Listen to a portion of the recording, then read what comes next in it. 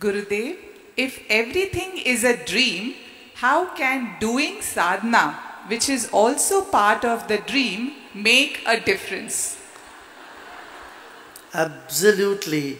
Only this realization will sink very deep inside of you. In sadhana, when you go deep, only then you can feel that everything is dream. Otherwise, it's just a thought, oh, it's all a dream. But to feel another level of consciousness, it needs a little bit of practice. Sadhana is needed, yeah? Gurudev, you have spoken about Agni in the left toe and Agni at the base of the spine. Are there different Agnis in different parts of the body? Could you speak more about this? Yes. In the toe it is Kalagni, in the stomach it is Jataragni, in the Swadhisthana it's Kamagni, and if you go up, that's Krodagni, like that. Different Agnis are there. I mean, fire has different roles in our body. Yeah? Jnanagni, then Krodagni, then Jataragni, Badabagni, like that. It's energy in different forms. Yeah? Then, one more in English. Gurudev, there is an excitement and thrill to go deeper in my practice, and yet I don't want to be feverish about it. What is your guidance for me? Good. This very idea, I want to go deep and not to be feverish, that does it. Yeah. गुरुदेव, बुद्धि पर भोजन आचार विचार का प्रभाव होता है, मन पर देश और काल का, चित्त पर किसका प्रभाव होता है? चित्त शुद्धि के लिए क्या करना चाहिए? चित्त पर इन दोनों का प्रभाव होता है, मन का भी बुद्धि का भी। और जो देखा हुआ सुना हुआ, जो 5 इंद्रियों से जो भी हम करते हैं, मन के द्वारा ही करते हैं, वो सब का प्रभाव छाप चित्त पर पड़ता ही है। इसलिए चित्त शुद्धि ही शुद्धि है। मन को शुद्ध नहीं कर सकते तुम, कितना शुद्ध करो, मन है ही ऐसे। मगर चित्त को हम शुद्ध कर सकते हैं, चित्त में ये सब छाप ना पड़े, वही साधना है। चित्त वृत्ति को निरोध करना ही तो योग है। योग चित्त वृत्ति, ऐसे ही तो शुरू करते हैं महर्षि पतंजलि। योग माने क्या? चित्त वृत्ति को रोकना, है ना? और चित्त वृत्ति में, चित्त में कुछ सुखद भी है, कुछ असुखद भी है, कुछ कष्टकर भी है, वो अकष्टकर भी है। नींद भी एक प्रवृत्ति है ना? चित्त की ये सारे वृत्तियों को रोकना, इनके साक्षी बनना, यही तो साधना सिखाता है तुमको। गुरुदेव, जो सूक्ष्म जीव मनुष्य के शरीर में बसे होते हैं, क्या उनकी भी अपनी आत्मा होती है? अगर ऐसा है तो क्या हम केवल एक आत्मा नहीं बल्कि अनगिनत आत्माओं का संगम है?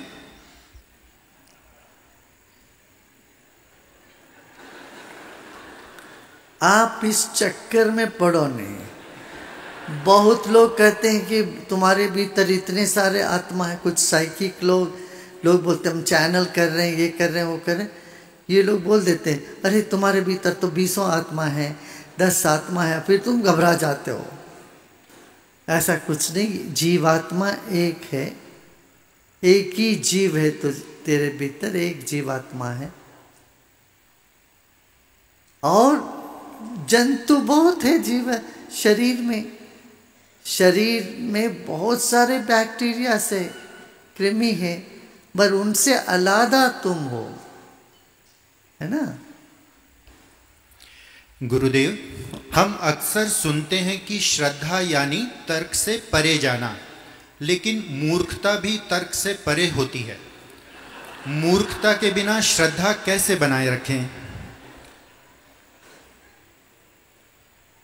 देखो, जब तुम ये मूर्खता समझते हो तब कहाँ रह गया श्रद्धा? मूर्खता तो श्रद्धा नहीं है।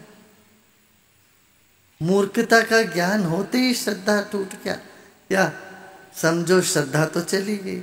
श्रद्धा माने अंदर कुछ होता है, बुद्धि से नहीं श्रद्धा होती है, तुम्हारे अस्तित्व से तुम्हें अनुभव में आता है, यही है, ये सच है, ऐसा लगता है, विश्वास होता है। ये अनुभव की बात है। अभी विज्ञान में तुम्हें श्रद्धा है कि नहीं है? बोलते सूरज ना डूब रहा है ना उग रहा है, मगर तुम्हारे अनुभव में तो वो नहीं आ रहा है। मगर तुम क्या देखते हो? सूरज डूबता हुआ, उगता हुआ। अब विज्ञान में श्रद्धा है, आस्था है, तो बोलते नहीं सूरज उग नहीं रहा है, कुछ नहीं हो रहा। पृथ्वी घूम रही, पृथ्वी घूमता हुआ देखा तुमने कभी? और तुम जब घूमते हो, चक्कर आता है तो लगता है सब कुछ घूम रहा है, होता तुम घूम रहे हो। मगर कुछ तो हमें मान के चलना पड़ता। वो जिसको हम मानते हैं वही विश्वास है, वही श्रद्धा है। अब डॉक्टर पर विश्वास होता है तभी उसका दवाई लोगे, है ना? और सब पर संशय करते रहोगे तो एक कदम नहीं रख पाओगे ना जीवन में, है ना? तुम्हें कहीं जाना है, तुम मैप देखते हो, मैप जो कुछ बोलता है वैसे चलते हो। अरे ये मैप गलत हो सकता है करके सोचने पर फिर उस पर चलोगे क्या? नहीं चल पाओगे, है ना? श्रद्धा का भी वही है, जहां मन एकत्रित हो जाए, एक मुखी हो जाए, वही श्रद्धा।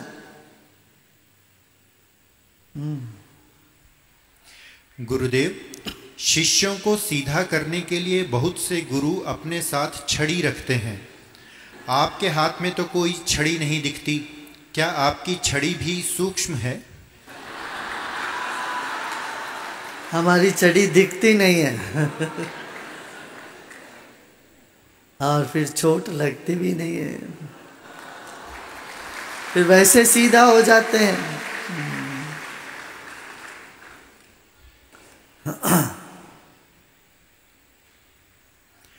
गुरुदेव, आप सिद्ध पुरुष भाई, हैं। एक नजर से सीधा हो जाता है, उसके लिए तलवार क्यों उठाया?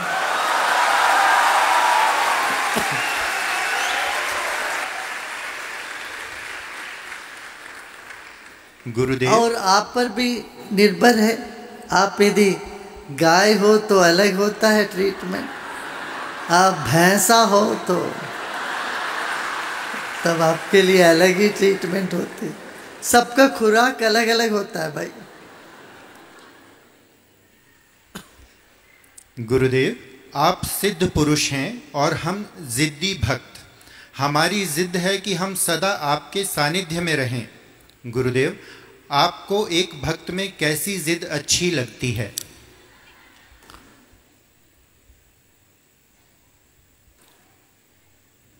भाई, जहां तुम सोचोगे वहां तो मैं आपके साथ हूं ही।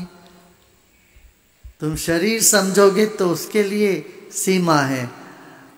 तो गुरु को शरीर बुद्धि से नहीं देखते हैं, गुरु को शक्ति के रूप में देखते हैं, चेतना के रूप में देखते हैं। जब नाम लिया, स्मरण किया, तो वहां शक्ति आपको मौजूद हो जाता है, आपके पास होता है। एक और प्रश्न। गुरुदेव, ध्यान का प्रभाव प्रकृति और क्लाइमेट चेंज पर कैसे पड़ता है? कृपया इसके बारे में बताएं। ध्यान का प्रभाव प्रकृति और क्लाइमेट चेंज पर कैसे पड़ता है? देखिए, ध्यान करते हुए क्या होता है, आपके भीतर आयान सब बदलते हैं। आप क्वांटम फिजिक्स जानते हो तो ये पूरा दुनिया जो है तरंगों से बना हुआ है। क्वांटम साइंस यही तो कहता है ना भाई, सब कुछ क्या है, तरंग है। और आप भी तरंग हो, आप सबको तरंगित कर सकते हो। अरे ये सीधी सी बात है, एक आदमी गुस्सा करता है तो उसके साथ खड़े हो जाओ, तुम्हारे में भी चढ़ता कि नहीं? मॉब साइकोलॉजी बोलते हैं। एक आदमी ऐसा करे सब लोग करने लगते हैं, एक भागता है तो उनके पीछे लोग भागने लगते। तो ये जो हमारी चेतना है ये तरंगित होता है, और जितना हम शांत होते हैं, केंद्रित होते हैं, फोकस्ड होते हैं, उतना हम बड़े पावरफुल होते हैं, उतना हम शक्तिशाली हो जाते हैं। जैसे अणु तो सब जगह है, मगर वो अणु को भेद करके परमाणु बन जाता है। वो परमाणु की शक्ति देखो कितना होता है कि नहीं? जितने सूक्ष्म में तुम जाओगे उतना शक्तिशाली होने लगोगे। तो वो सूक्ष्म में जाना ही ध्यान है, स्थूल से सूक्ष्म के ओर। ठीक है, चलो और 2-4 भजन कर लें।